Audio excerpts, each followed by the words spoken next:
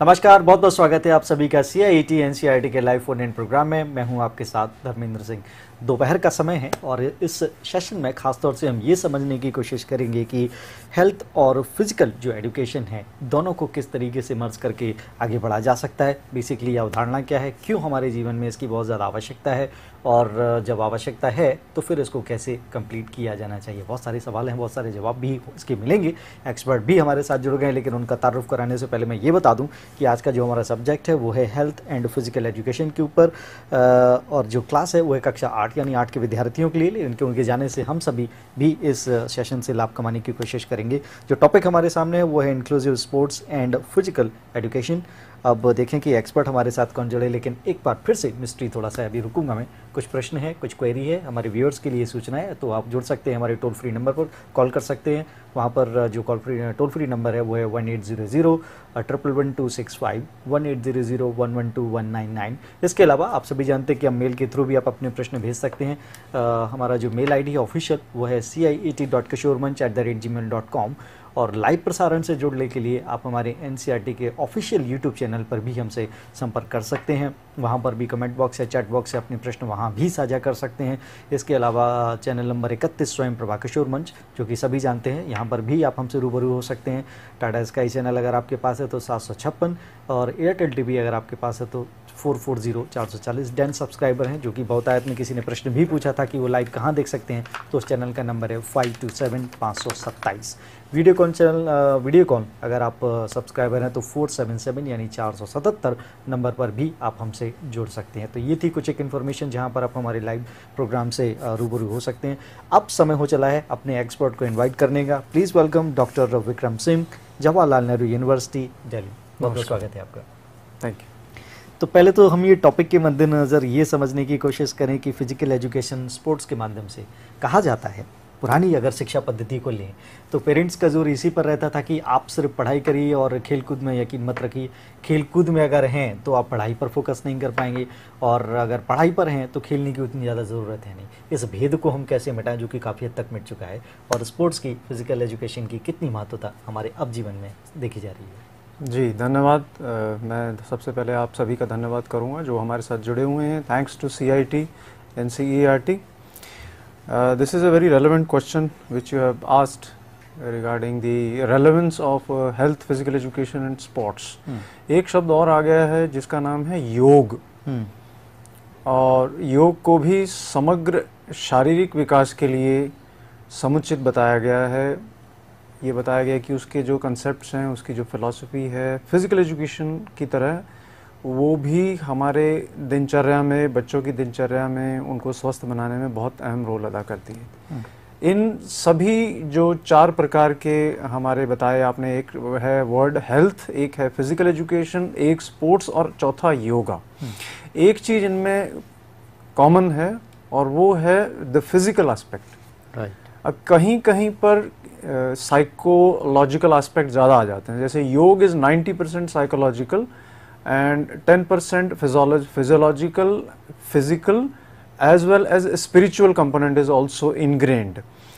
अब एक तो होता है प्रैक्टिस, प्रोसीजर।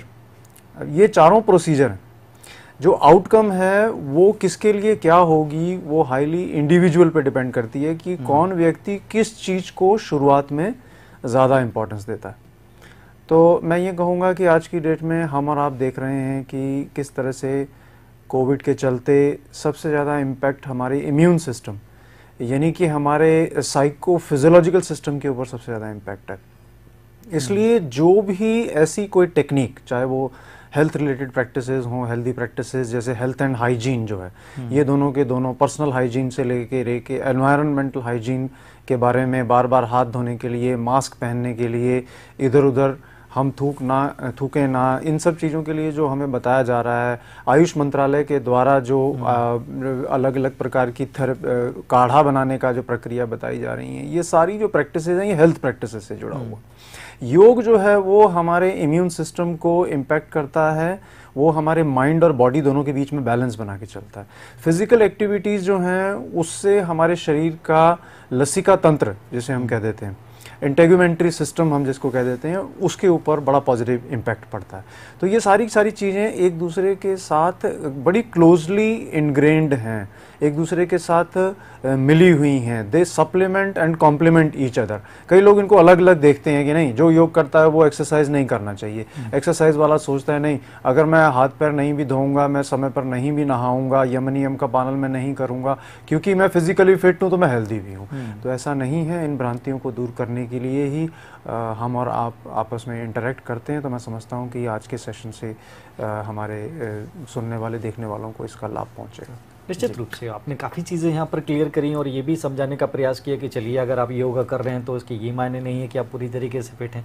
और फिट हैं, ऑफकोर्स फिट हैं। योगा करने से फिटनेस बहुत ज़्यादा अच्छी होती है, आप अपने पूरे शरीर का संतुलन बनाकर रखते हैं। लेकिन इसका मतलब ये नहीं है कि जो सावधानियाँ हैं आप उनको पूरी तरीके से दरकिनार कर दें। स्पोर्ट्स की आपने बात करी थी, आपने फिजिकल एक्टिविटीज़ की बात करी और योगा, तीनों को आपने एक साथ रखने की रख कर तीनों का अलग अलग भी यहाँ पर स्पष्टीकरण, भेद भी बताया कि क्या कुछ इनसे इंटरकनेक्टेड भी है और कहाँ कहाँ अलग है और कहाँ कहाँ कुछ करने की ज़रूरत है, कहाँ नहीं है। बहुत बेहतरीन। चलिए, माहौल तो बन गया है, अब आगे बढ़ते हैं सेशन में। आगे क्या देखने वाले हैं? जी, मैं आपको पावर पॉइंट स्लाइड्स के माध्यम से health and physical education general जी और उसका संबंध किस प्रकार से हमारे स्पोर्ट्स प्रोग्राम्स के ऊपर पड़ता है और उसका संबंध किस तरह से स्पोर्ट्स के प्रोग्राम में इंक्लूसिविटी हम कैसे ला सकते हैं उसके ऊपर है। कुछ बेसिक कंसेप्ट मैं बताना चाहूँगा जो सबके लिए कॉमन है, चाहे वो एबल बॉडीड हैं, चाहे उनके अंदर किसी तरह की डिफॉर्मिटी है या किसी प्रकार की यदि डिसेबिलिटी है। हम सारे, मैं समझता हूँ, इन बेसिक कंसेप्ट्स के बारे में पहले से जानते हैं। अब फिजिकल एजुकेशन है क्या? ये एक बहुत बड़ी अम्ब्रेला का काम करता है जिसके अंडर स्पोर्ट्स आता है, हेल्थ भी उसके अंदर आता है और योगा जो है वो एक उसका कंपोनेंट है, थोड़ा सा अलग है लेकिन बहुत क्लोजली रिलेटेड भी है। अब जैसा कि आप अपनी स्क्रीन पर देख सकते हैं, it is a method of education to help in the development of the total person. अभी आपने न्यू एजुकेशन पॉलिसी में पढ़ा होगा कि वहाँ पर 3 चीज़ों की बात की गई है। नंबर 1, वहाँ ये कहा गया है कि एवरी फिजिकल एजुकेशन और activity programme should be inclusive. Number 2, उसमें ये कहा गया है कि it should be participative. And number 3, holistic. ये तीनों चीज़ों के ऊपर बहुत एम्फेसिस किया गया है। इसके अलावा ये कहा गया है कि जो भी को करिकुलर या एक्स्ट्रा करिकुलर में स्पोर्ट्स को काउंट किया जाता था पहले, not as a main stream subject, अब आने वाले समय में जैसे जैसे ये पॉलिसी आएगी, स्पोर्ट्स एजुकेशन को एक इंटेग्रल पार्ट जो है बनाया जाएगा, यानी कि सब्जेक्ट बनाया जाएगा। 1964-68 के बाद से, जब से हमारी नेशनल एजुकेशन पॉलिसी आ रही है, उसके अंदर ज़्यादातर जो एम्फेसिस था वो ब्रॉड बेसिंग के ऊपर था, मास पार्टिसिपेशन के ऊपर था। उसके बाद धीरे धीरे टेक्नोलॉजी के ऊपर आने लगा कि टेक्नोलॉजी का इस्तेमाल होना चाहिए। फिर हमारा मेडल के ऊपर फोकस आ गया। आज भी हमारा फोकस मेडल के ऊपर है, लेकिन जो हमारा ब्रॉड बेसिंग का कंसेप्ट है वो आज भी एप्लीकेबल है। जब तक हम मासेस में ये मैसेज नहीं कन्वे करते कि फिजिकल एक्टिविटी सबके लिए है, इसके अंदर एक्सक्लूजन का कोई कंपोनेंट ही नहीं है, everybody is included irrespective of your socio economic status, caste, creed, colour, region, even gender bias भी इसके अंदर नहीं चलता है, तब तक हम इस फील्ड के अंदर प्रोग्रेस नहीं कर पाएंगे। तो ये जो मैं आपको स्क्रीन पर दिखाना चाह रहा हूँ वो ये है कि ये कंसेप्ट कॉमन कंसेप्ट है और इसके अंदर एक्सक्लूजन का जो क्राइटेरिया है, जिसे हम कहते हैं ना एक व्यक्ति को आइसोलेट कर देना समाज से, जैसा आप देख सकते हैं कि role of physical education in society, तो ये एक जो बायो साइको सोशल मॉडल है, ये बहुत इंपॉर्टेंट रोल प्ले करता है। अभी आपने देखा एक सुशांत सिंह राजपूत ने आत्महत्या की, उसके पास किस चीज की कमी थी? He had name, fame, money, everything, he was physically fit, he used to go to the gym. तो कहीं ना कहीं पे एक होलिस्टिक अप्रोच की कमी थी। इस अप्रोच को पाटने के लिए या इसके अंदर जो एसेंशियल कंपोनेंट्स हैं हमारे साइको सोशल के, सोशो कल्चरल के, हमारा कल्चर देखिए कितना रिच कल्चर है, क्यों नहीं हम इंडिजिनस स्पोर्ट्स को, फिजिकल एजुकेशन को प्रमोट करते और ये बताते कि इससे भी बहुत सारी ऐसी जो चीज़ें हैं, जो डाइवर्सिटी है समाज के अंदर, जो भेदभाव है, उसको हम दूर कर सकते हैं। एंशिएंट गेम्स की अगर आप बात करें तो ग्रीस से जब हम एग्जांपल लेते हैं, हम सब पढ़ते भी हैं, वहाँ पर 2 पार्ट में डिवाइड था ग्रीस, एक था स्पार्टा और एक था एथेंस। अब स्पार्टा के अंदर क्या था, उनको सिर्फ सोल्जर चाहिए थे, यानी कि अगर कोई अपंग बच्चा पैदा हो जाता था तो उसे माउंट टिगटिस के ऊपर मरने के लिए छोड़ देता था, जानवर उसको खा जाते थे। लेकिन आज की डेट में ऐसा नहीं है। हाँ, और उधर ही एथेंस के अंदर क्या था, there was a very common believe कि we should produce the men and women of action as well as wisdom both, यानी कि वहाँ माइंड बॉडी को साथ में लेके चला गया। ऐसे बहुत से साइंटिस्ट हुए पुराने ज़माने के, गैलन जिनका नाम आपने सुना होगा, जो एडवाइज़र हुआ करते थे रोमन्स के भी, ग्रीक्स के भी। तो वहाँ से ओरिजिन से हम लर्निंग ले सकते हैं। और 34 साल बाद हमारी national education policy new education policy में ये जो कंसेप्ट, होलिस्टिक कंसेप्ट आया है और मेन स्ट्रीम सब्जेक्ट बनाया गया है और इंक्लूजन को साथ में रखा गया है, मैं समझता हूँ ये बहुत बेहतरीन एक कदम है सरकार के द्वारा। और उम्मीद करते हैं कि भविष्य में भी इससे बहुत अच्छा हमारा कुरिकुलम और स्टेटें इसको एक्सेप्ट करेंगी, क्योंकि ये स्टेट सब्जेक्ट है और सभी इम्प्लीमेंटेशन लेवल के ऊपर ये एक मेन सब्जेक्ट बन के आएगा, जो क्लास 8th के स्टूडेंट्स को ही नहीं बल्कि टैलेंट हमारा 8, 9, 10th, 11th, 12th से शुरू हो जाता है। That will be we will be able to identify and then nurture that talent further. Correct. और आई थिंक अगर ये इनिशिएटिव मैं समझता हूँ कि सब लोगों ने अच्छी तरीके से इसका परिपालन किया तो अपने आप में ये एक नायाब कदम होगा और भी कंट्री इसको फॉलो कर सकती हैं और हम अपने देश को फिर समेकित भारत की तरफ, मेकिंग इंडिया की जो बात चल रही है उसमें एक और अनूठा कदम यहाँ पर बढ़ा सकते हैं। अब प्रश्न ये उठता है कि दो अलग अलग चीज़ें मैं देख रहा हूँ, इंक्लूसिव क्षेत्र है, एक अडेप्टिव क्षेत्र है। अब कैसे इन दोनों क्षेत्रों में फिजिकल एजुकेशन के मद्देनज़र उस अवेयरनेस को बिल्ड किया जा सकता है?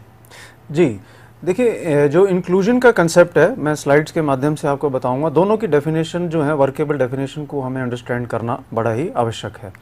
जैसे कि आप देख सकते हैं, सबसे पहले हम समझते हैं कि फिजिकल एक्टिविटी क्या है। फिजिकल एक्टिविटी जो है ना वो कई फॉर्म की है, कोई भी मूवमेंट गलत नहीं होती।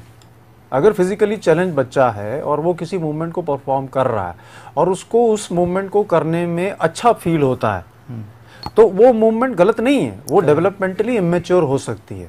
जिसकी अगर एक हाथ नहीं है तो हो सकता है वो थ्रो करे तो वो उसकी बॉडी पूरी रोटेट हो जाए। It doesn't mean he is performing the activity in a wrong way, but उसको वो अपॉर्चुनिटी प्रोवाइड करना कि मैं भी थ्रो कर सकता हूँ। उससे क्या होगा, जब वो पहली बार बॉल को उठाएगा वो सोचेगा इसका वजन कितना है, वो एनवायरनमेंट के प्रति देखेगा कि आसपास का एनवायरनमेंट कैसा है, मुझे बॉल को कहाँ थ्रो करना है, उसको स्पेटियल अवेयरनेस के बारे में पता लगेगा, बॉल का कलर देखेगा। तो एक बच्चे का जो रिस्पॉन्स है, जो उसकी लर्निंग है, वो एक मल्टी वेज में काम करती है जब एक बच्चा स्पोर्ट्स में पार्टिसिपेट करता है। और इमोशनल और सोशल वेलबींग के अंदर तो बहुत इंपॉर्टेंट रोल है। आपने देखा होगा सेल्फ एस्टीम डेवलप करने में स्पोर्ट्स एंड फिजिकल एजुकेशन का, इमोशनल रेगुलेशन के अंदर हर तरह से इसका एक रोल है। तो यदि हम किसी बच्चे को उसकी डिफॉर्मिटी की वजह से, उसकी डिफरेंटली एबल होने की वजह से एक्सक्लूड करेंगे तो उसको ये अपॉर्चुनिटीज नहीं मिलेंगी, जो कि बहुत इंपॉर्टेंट है। वह हमारे स्कूल हैं किस लिए? अगर वो स्कूल ही इंक्लूसिव नहीं है, अगर वो स्कूल ही डाइवर्सिफिकेशन को एक्सेप्ट नहीं करेंगे तो एक सोशल हेल्दी मॉडल कैसे आएगा? आज की डेट में सोशियो इकोनॉमिक स्टेटस के बेस पे अगर डिस्क्रिमिनेशन है कहीं, 30% डिस्क्रिमिनेशन आज की डेट में उसकी वजह से है, रिसर्च ये बताती है। जेंडर की वजह से तो बहुत ज़्यादा है। आज देखिए हमारे पास कोचेज ही नहीं है। अडेप्टिव जो फिजिकल एजुकेशन या स्पोर्ट्स के जो प्रोग्राम हैं, उनके जो ट्रेनिंग शेड्यूल करने वाले कोचेज हैं, वो हैंडल करना बड़ा मुश्किल समझते हैं। क्लासरूम सिचुएशन देखिए, एक भी बच्चा अगर क्लास में मान लीजिए किसी तरह के डिसेबिलिटी से है, विजुअली इम्पेयर्ड बच्चा है, तो टीचर को एकदम से बहुत ज़्यादा एंग्जाइटी हो जाती है कि मैं इस बच्चे के लिए ऐसी कौन सी एक्टिविटी कराऊं कि ये इंक्लूड हो जाए। वरना most of the time if you are not even including, the child is automatically getting excluded. Correct. Current scenario में हम इसको कैसे समझ सकते हैं? जो आपने फिजिकल एजुकेशन की बात करी, स्पोर्ट में जो अप्रोचेस हैं इंक्लूसिव, उसको हम करंट सिनेरियो में कैसे समझें? जी देखिए, अभी डिसेबिलिटी एक्ट हमारा जो PWD एक्ट जिसे हम कह देते हैं, वो बहुत ही कॉम्प्रिहेंसिव एक्ट बन गया है। उसके अंदर बहुत सी डिसेबिलिटीज़ को ऐड कर दिया गया, आपने देखा होगा। उसमें जितनी भी हैंड्स ऑन एक्सपीरियंस की एक्टिविटीज़ हैं, जितनी भी प्ले वे एक्टिविटीज़ हैं, जॉयफुल लर्निंग एक्टिविटीज़ हैं। अब जैसे मैं एक उदाहरण लेता हूँ, मान लीजिए जो सबसे बड़ी प्रॉब्लम ये आ रही है कि एक बच्चा जो कि रनिंग में बहुत अच्छा है, विजुअली इम्पेयर्ड बच्चा है, B3 कैटेगरी से बिलोंग करता है। उन्होंने तो नेशनल रिकॉर्ड तक तोड़ दिए हैं, जो जनरल का रिकॉर्ड है वो भी उन्होंने ब्रेक कर दिया है। 10.50 सेकंड्स, 11 सेकंड्स के अंदर बच्चे जो हैं वो B3 कैटेगरी के visually impaired, I mean I would call them otherwise able, क्योंकि उनकी जो फिजिकल फिटनेस वो जबरदस्त है। अब प्रॉब्लम क्या आ रही है, हमें करंट सिनेरियो में उस बच्चे की तरह तेज दौड़ने वाला जो विजन वाला बच्चा वो नहीं मिल रहा, क्योंकि उसकी ट्रेनिंग, उसकी प्रैक्टिस, उसको दौड़ाने के लिए गाइड रनर की आवश्यकता होती है जो एक स्लिंग पकड़ के दौड़ता है। सो ये जो करंट सिनेरियो में कुछ समस्याएं हैं, और एक एटीट्यूड प्रॉब्लम, अभी हालांकि बहुत काम हुआ है, एनसीईआरटी के अंदर भी बहुत से ऐसे प्रोजेक्ट हैं जिनमें मैं इन्वॉल्व रहा। हमने बीपीएड का, बीएड का और बीएड स्पेशल एजुकेशन का करिकुलम, उसका एनालिसिस किया, तो हमने देखा वो करिकुलम ही इंक्लूसिव नहीं है। इसका मतलब हम टीचर्स को जो तैयार कर रहे हैं, हम उनको इस तरह से तैयारी नहीं कर रहे हैं कि वो इंक्लूसिव क्लासरूम के अंदर बच्चों को हैंडल कर सकें। So these are some of the challenges, I won't say these are negative things, जिसको कि ओवरकम करने के लिए पॉलिसी मैटर पे तो काम हो गया, अब उसका इम्प्लीमेंटेशन और जो करिकुलम ट्रांजैक्शन टीचर को करना है, ताकि वो एक होलसम एक्टिविटी बनके, इंक्लूसिव एक्टिविटी बनके सभी क्लास के बच्चों के लिए एक रिच एक्सपीरियंस लेकर आए, एक साथ एक्सपीरियंस लेकर आए, वो काम करना हमारे हाथ में है, और वो मैं समझता हूँ कि आने वाले भविष्य में वो जरूर इम्प्लीमेंट होगा। आपने अभी कुछ देर पहले कहा था कि कोचेस और ट्रेनर्स की आपने बात करी थी। अभी जो हम अभी कुछ समय लगभग 1-2 मिनट पहले आपने एक चैलेंजेस की भी एक बात करी, जिक्र किया। अब हम समझने की ये कोशिश करती कि गेम्स में, स्पोर्ट्स में, फिजिकल फील्ड में अपॉर्चुनिटीज़ भी बहुत हैं, उनके साथ साथ चैलेंजेस भी बहुत हैं। अब हमें ये समझने की कोशिश करनी है कि जो कोचेज़ हैं उनको किस तरीके से ट्रेन किया जाए कि वो उतने जो चैलेंजेस हैं, या ट्रेनर हैं इनफैक्ट जो हमें सिखा रहे हैं, वो उन चैलेंजेस को किस तरीके से कम करेंगे। ये आई थिंक उनके लिए भी एक बहुत बड़ी चैलेंज की बात है कि आप अपॉर्चुनिटी और चैलेंजेस दोनों को एक साथ लेके चल रहे हैं। आपको वो काम भी करना है जो आपको एकदम से जाकर फेस करना है, या कहीं ना कहीं चला रहा है, बहुत समस्याएं रही हैं, कैसे उसको समझा जाए? जी देखिए, कोचेज और ट्रेनर्स का जो करिकुलम, जैसे मैंने अभी उदाहरण दिया आपको, सबसे पहले हमें ये देखना पड़ेगा कि फिजिकल एजुकेशन के अंदर एडमिशन कौन से बच्चों का होता है। ये मैं आपको फैक्ट बता रहा हूँ कि उसके फिजिकल फिटनेस टेस्ट होता है एडमिशन से पहले।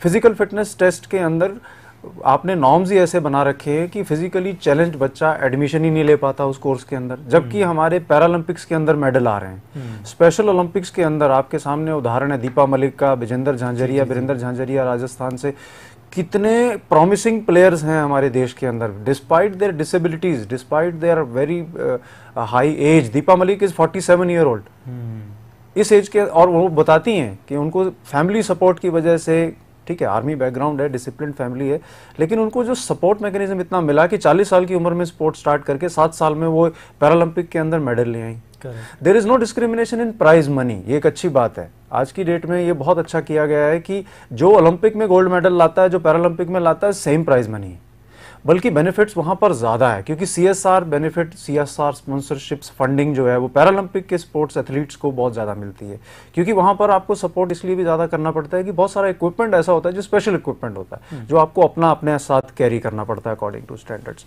तो मेरा ये मानना है कि जितने भी जो हमारे आज की डेट में कोचेज हैं, जिनको मैं ट्रेनिंग देते हुए देखता हूँ, चाहे वो दिल्ली में है या किसी भी जगह पर हैं, वो क्या करते हैं, बाय डिफॉल्ट वो कोच हैं। कारण ये कि वो खुद एक एथलीट रहे किसी समय पे, तो उनको ये लगता है कि ठीक है मेरे जूनियर, मेरा एक्टिव सीजन खत्म हो गया अब, तो मैं क्यों ना अपने जूनियर्स को कोचिंग देके उनको थोड़ा ग्रो करूं।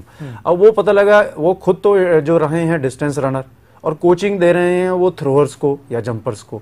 तो ये जो स्पेशलाइजेशन है, अगर आपके बेसिक्स क्लियर हैं तो मैं समझता हूँ शॉर्ट टर्म कोर्सेज, छोटे छोटे कोर्सेज अगर हम कोचेज और ट्रेनर्स के लिए चलाएं कि भाई इस पर्टिकुलर कैटेगरी के अंदर ये रिक्वायरमेंट है, इस पर्टिकुलर कैटेगरी के अंदर ये रिक्वायरमेंट है, बेसिक प्रिंसिपल सेम है, लेकिन क्या होता है ना, एथलीट एक इंडिविजुअल एंटिटी है, हर एक की रिक्वायरमेंट, हर एक के नीड अलग है। तो हमें हमेशा ये देखना पड़ेगा, फीमेल एथलीट के नीड बिल्कुल डिफरेंट है। फीमेल अगर विजुअली इम्पेयर्ड एथलीट है, और अगर कोई एथलीट ऐसा है जिसका कि मल्टीपल डिसऑर्डर्स हैं, उसको तो डील करना बहुत ही ज़्यादा मुश्किल है, क्योंकि उसका माइंड रिलेटेड इश्यूज़ हैं, साउंड रिलेटेड इश्यूज़ हैं, हियरिंग रिलेटेड इश्यूज़ हैं। और अगर आप मेल कोच हैं, फीमेल को आप अगर विजुअली इम्पेयर्ड है तो टच करके कितना आप एक्सरसाइज बता पाएंगे, क्योंकि देख तो पाएंगे नहीं वो।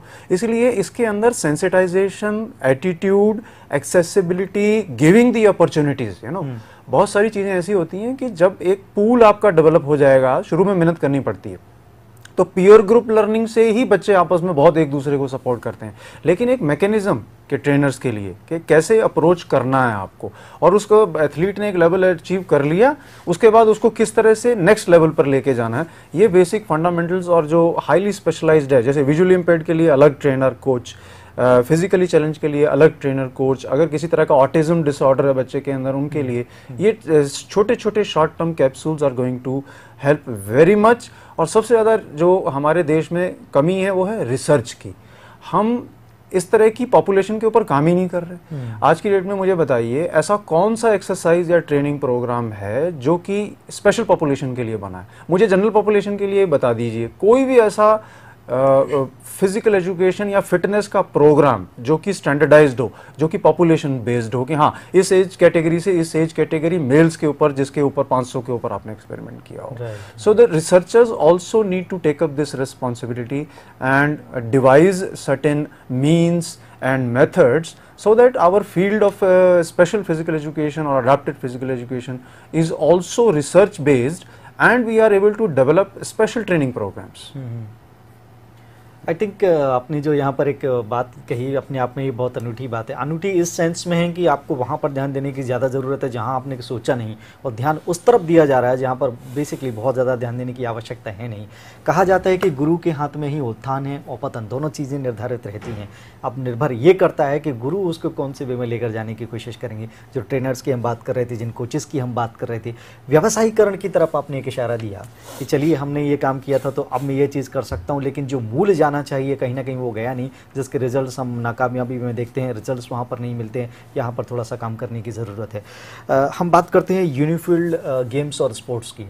आजकल कहते हैं कि ये एकीकृत जो गेम्स और स्पोर्ट्स हैं बहुत ही कामयाब हैं। इनके एडवांटेजेस को हम कैसे समझें, और जिन्होंने इनके बारे में सुना नहीं, समझा नहीं और इसमें वो जाना चाहते हैं, समझना चाहते हैं, उन विद्यार्थियों के लिए ये सूचना मैं समझता हूँ बहुत महत्वपूर्ण रहेगी। जी, इसको मैं 4 कैटेगरी में डिवाइड करूँगा। देखिए, जो भी फिजिकल एक्टिविटीज़ या स्पोर्ट्स हैं हमारी, इनको हम अलग अलग कैटेगरी में डिवाइड करते हैं। सबसे पहली जो कैटेगरी आती है वो हमारी होती है separate activity.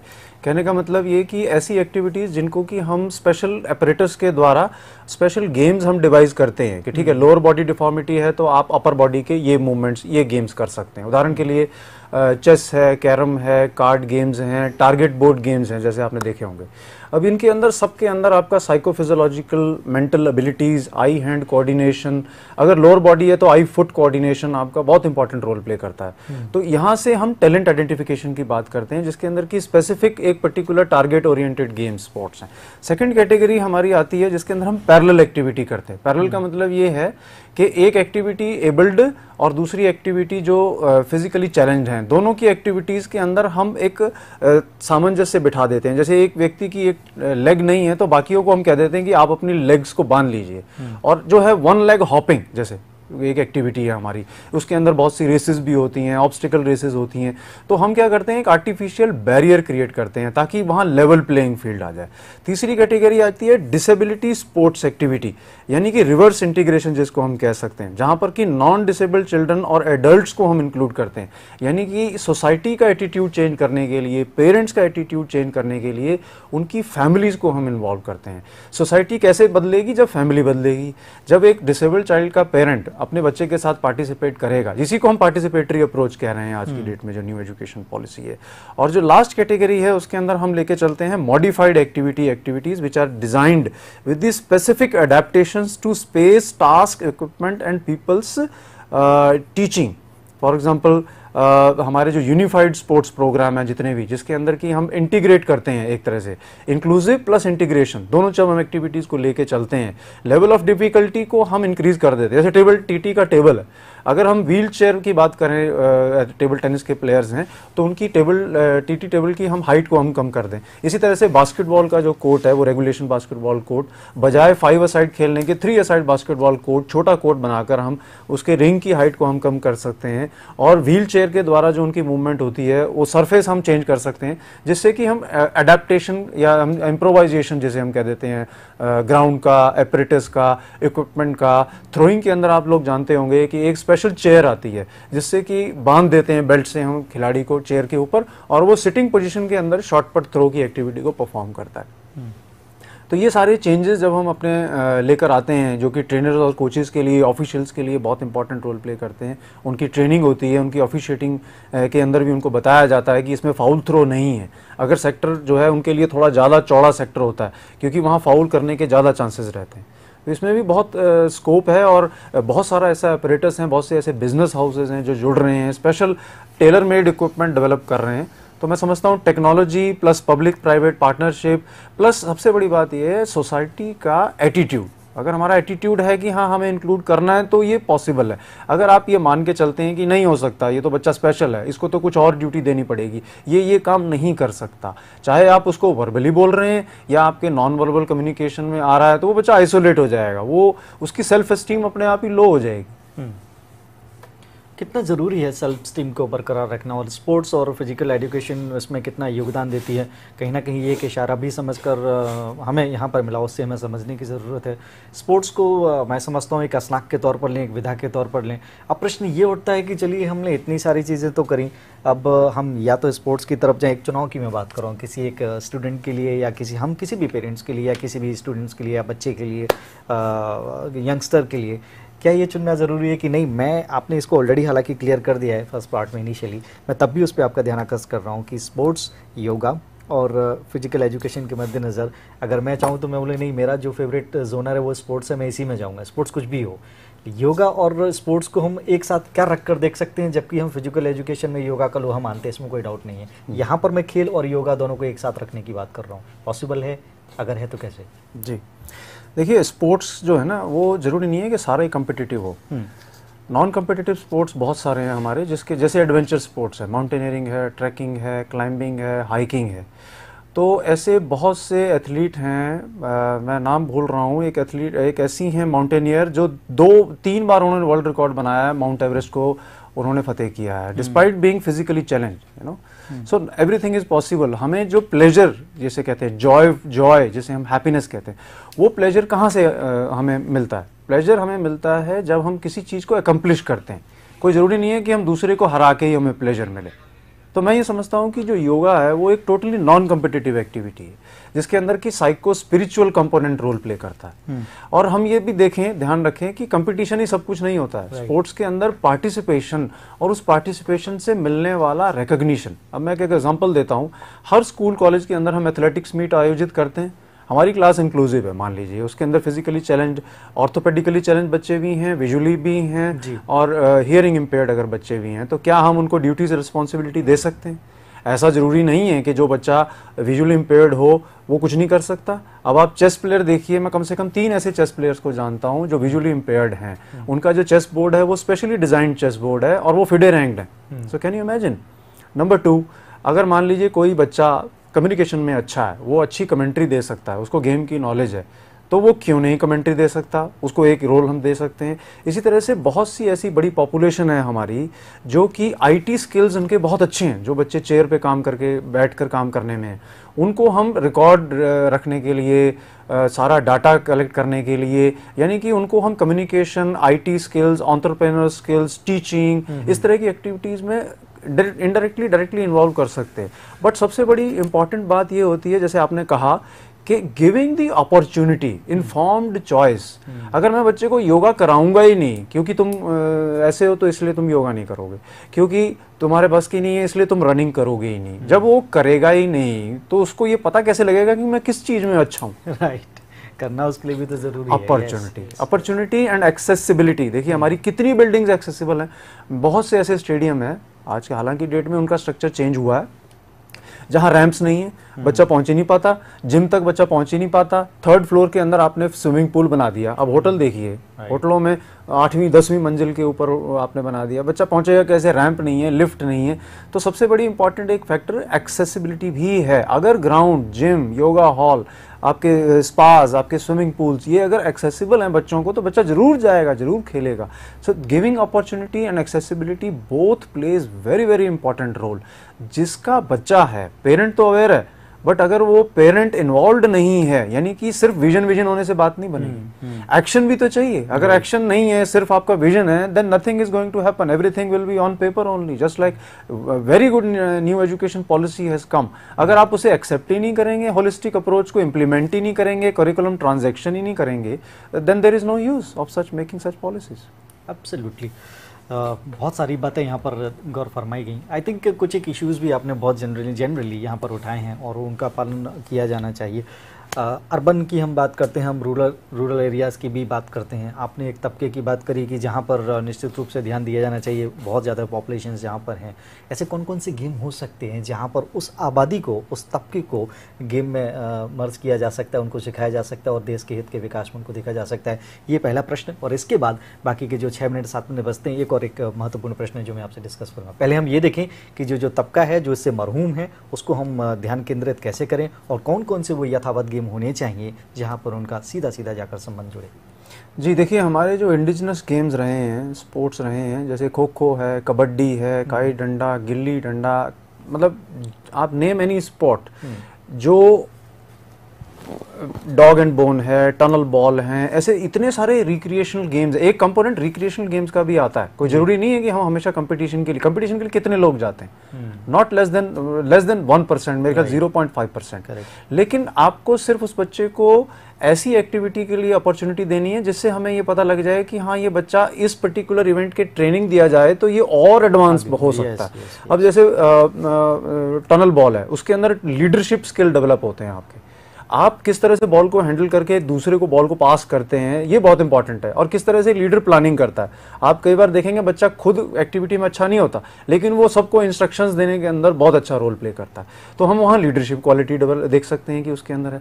Problem solving approach है। जितने हमारे लाइफ स्किल्स हैं, स्पोर्ट्स के माध्यम से बच्चा अगर खेल कर, पसीने में तर होकर, हैप्पीली घर आके और रात को गहरी नींद सोता है, तो समझ लीजिए your child is blessed. Even if you are doing it, you are blessed. रही बात रूरल एरियाज की, हमारे आज की डेट में आपने देखा होगा, पहले बैडमिंटन लीग होता था, ठीक है, इंग्लिश स्पोर्ट है, नो प्रॉब्लम। बास्केटबॉल भी बाहर से आया हुआ देश है, अमेरिकन गेम है। इंडियन कबड्डी लीग शुरू करने वालों को मैं कॉन्ग्रेचुलेट करूंगा कि हमारा देश का अपना खेल कबड्डी, जिसके अंदर जितनी बार वर्ल्ड कप हुआ, इंडिया ने हमेशा मेडल जीता। कबड्डी का स्पोर्ट ऐसा है जो अपने आप में कंप्लीट स्पोर्ट है। इसके अंदर बच्चे को strength, endurance, flexibility, agility, mobility, complete exercise मिलती है। कॉस्ट इफेक्टिव गेम है। रेसलिंग देख लीजिए, हमारा देश इस समय सारे के सारे रेसलिंग, शूटिंग और चेस, यानी जितने भी माइंड रिलेटेड गेम्स हैं उन सब के अंदर अव्वल है। और सबसे ज्यादा पोटेंशियल भी हमारी उसी के अंदर है। आप देखिए, तीरंदाजी, शूटिंग, सबसे ज्यादा हमारे मेडल उसमें आते हैं। सबसे ज्यादा आज की डेट में पोटेंशियल रेसलिंग में। रेसलिंग कहाँ से आया? हमारा अपना मैं तो कह रहा हूँ नेशनल स्पोर्ट होना चाहिए रेसलिंग को। और इसी तरह से आपने देखा होगा किसी समय पर जब हॉकी सबसे ज्यादा थी, हॉकी में मेडल क्यों नहीं आया? क्योंकि टर्फ चेंज हो गया। जब से वो दूसरे कंट्रीज आके नए नए टर्फ पे टूर्नामेंट कराने लग गए, वो चेंज हो गया। अब रेसलिंग तो मैट पे होती है, लेकिन हमारे पास मैट है, हम अफोर्ड कर सकते हैं, इसलिए हमारे रेसलर अच्छा परफॉर्म कर रहे हैं। लेकिन जो उसका बेसिक है, जो उसका ओरिजिन है, वो गांव में ही है। सबसे ज्यादा पोटेंशियल हमारा जो है अंडर प्रिविलेज कम्युनिटी के अंदर है। आप इमेजिन करिए, जो बच्चा खाली पेट स्कूल में जाके सारा दिन खेलता है, पढ़ता है, अगर उसे अच्छा भोजन मिल जाए, वो तो टैलेंट है। निश्चित रूप से वर्थ भी हो जाता है फिर। अच्छा, आपने यहाँ पर ध्यान आकृष्ट किया। अंतिम 5 मिनट हमारे पास हैं। आज के युग में अगर हम बात करें कि साइंस और टेक्नोलॉजी कल्पना से परे हो जाए, अगर ये दोनों चीज़ें हमारी ज़िंदगी में ना हो, अब प्रश्न ये उठता है कि हम कैसे स्पोर्ट्स में, कैसे हम फिजिकल ट्रेनिंग में इन दोनों चीज़ों का समावेश कर सकते हैं एक अच्छा मोटिवेशन करने के लिए, टीचिंग लर्निंग के लिए, to make more effective for the otherwise event. जी, साइंस एंड टेक्नोलॉजी, या जिसे हम आईटी के नाम से भी जानते हैं, आज की डेट में इसलिए भी इम्पॉर्टेंट है क्योंकि आत्मनिर्भर भारत या आत्मनिर्भरता की बात हो रही है जी। उसके लिए हमें फंड्स चाहिए, राइट। चाहे हमें खिलाड़ी को स्कॉलरशिप देना है, चाहे हमें उसको ट्रेनिंग के लिए विदेश में भेजना है। एक खिलाड़ी गोल्ड मेडल लाने के लिए कम से कम 10 से 15 करोड़ रुपया उसके ऊपर 5 या 10 साल के अंदर खर्च होता है, राइट। क्योंकि आपको सारे state of the art equipment, सारे state of the art surfaces चाहिए। तो ये इतना आसान नहीं है।